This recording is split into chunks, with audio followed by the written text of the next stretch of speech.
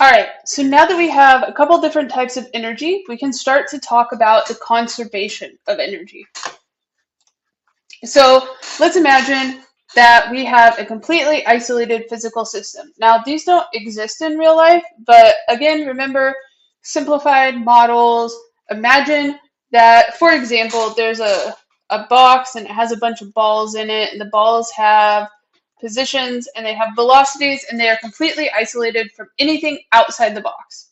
So we can compute two factors or two quantities that describe this entire system based on two things, right? Based on the position of all of the components in the system relative to each other or some other position, right? So that would be the potential energy, and the velocity of all of the components of the system, that would be the kinetic energy. So the total energy of the system is going to be the potential energy plus the kinetic energy. So a bunch of balls are in this box. We calculate this total energy, which is the potential energy of all the objects plus the kinetic energy of all the objects, and we get the total energy, and let's say that it's 17 joules. So we'll wait for some time to pass. We'll let all of the balls move around because they have velocity, so they have new positions. They might have changing velocities, right? And we take another snapshot in time, and we realize, wow, we have the same total energy. All the balls are in different positions. They might have different velocities, but the total energy is still the same. We say, that's weird. So we do it again, right? We let it evolve over time. Some amount of time passes, and then we again calculate the total energy, and we realize that it's 17 joules. So the total energy in this system is conserved. So the law of the conservation of energy, right? A conservation law just tells us that some quantity does not change with time. The conservation of energy tells us that the total energy of this system does not change over time. So this is true for all conservative forces. Remember that the conservative forces that we've talked about are going to be like the potential energy due to gravity and the potential energy of a spring. So let's consider the conservation of energy for a system that only involves gravity, right? So we'll go back to my person that is going to drop a ball off the side of the cliff. We'll say that this position is 20 meters and the ball lands on the ground at 0 meters. And for simplicity, we're going to say that the initial velocity is 0. It is dropped from rest. We need to find the final velocity at that position, and we can do this fairly quickly, right? Because we know that the final velocity squared is the initial velocity plus 2a delta y, meaning that, skipping a couple steps, my final velocity is going to be negative 19.8 meters per second, right? So instead of doing a kinematics problem here, let's do conservation of energy. So my total energy in the initial condition has to be equal to my total energy in the final condition. So what energies are going into this? Well, I have the kinetic energy of the initial condition plus the potential energy, and this has to be equal to the kinetic energy in the final plus potential energy in the final. Keep in mind that this is a conservation of the total energy. The kinetic energies can change, and the potential energies will change, but the total energy has to remain the same. So kinetic energy is 1/2 mv squared, and potential energy is mgy. So 1/2 mv initial squared plus mgy initial is equal to 1/2 mv final squared plus mgy final. Well, I set this up really simply because my initial velocity is 0, and then I have mgy initial is equal to 1/2 mv final squared plus, well, my final position is 0. My m's will cancel out, so I get gy initial is equal to 1/2 velocity final squared. And let's see if I get the same answer that I did with the kinematics approach for this final velocity. Well, my final velocity squared is 2g y initial. My final velocity is plus or minus the square root of 2 times 9.81 times 20, and I get exactly the same solution. So we can solve this problem with kinematics, or we can use our conservation of energy to get exactly the same solution. So you're going to see a lot of the same problem statements that we did for kinematics, but you're going to want to solve them with the conservation of energy now.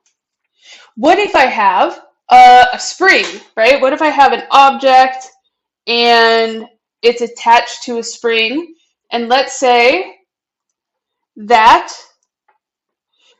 it is pulled 3 meters from its equilibrium position. I'm going to release it from rest, and I want to figure out what the final velocity is whenever it reaches equilibrium. Well, I can still do a conservation of energy, and I'll have kinetic energies and potential energies, but this time my potential energy is going to be a spring potential energy instead of gravity. Why? Because this object is moving in the x direction. That force of gravity that is acting, that has weight, is not going to be contributing to the motion of this object, right? Think about work. Whenever we have something that's at a 90-degree angle, it doesn't contribute to work done by the system. This is the same idea. This gravitational force is not contributing to the x direction motion of this object. So my potential energy is going to be spring potential energy, and my kinetic energy is still just normal kinetic energy. So 1/2 mv initial squared plus 1/2 kx initial squared is equal to 1/2 mv final squared plus 1/2 kx final squared. I really like this setup because all of my 1/2s go away because it's in every single term. And I'm going to go ahead and plug in my zeros for the initial velocity and also for my final x position, because my final condition is going to be when I hit equilibrium. Just for this problem, I simplified it.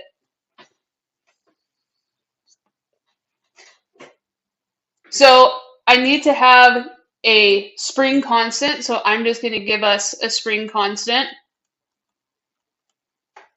for this problem, and we can arrange this to find final velocity in the situation. Ooh, I also need a mass. Let's say the mass is 1. So I can rearrange this. Final velocity is equal to plus or minus the square root of kx initial squared divided by the mass. And this will give me a final velocity of, I'm going to leave a blank there, plus or minus 500 times 3 squared divided by 1. And is my velocity going to be positive or negative here? That's right, it's going to be negative, right? Because this object is moving in the negative direction. So I get negative 67 meters per second. That's a lot. It's because I had it displaced by 3 meters that it's such a large number.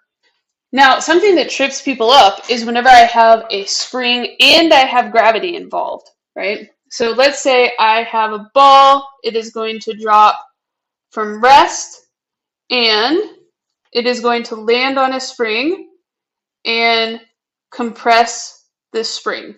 Well, in this situation, right, I still have total energy initial is equal to total energy final, but now I have spring and I have gravity. So I'll have 2 potential energies here.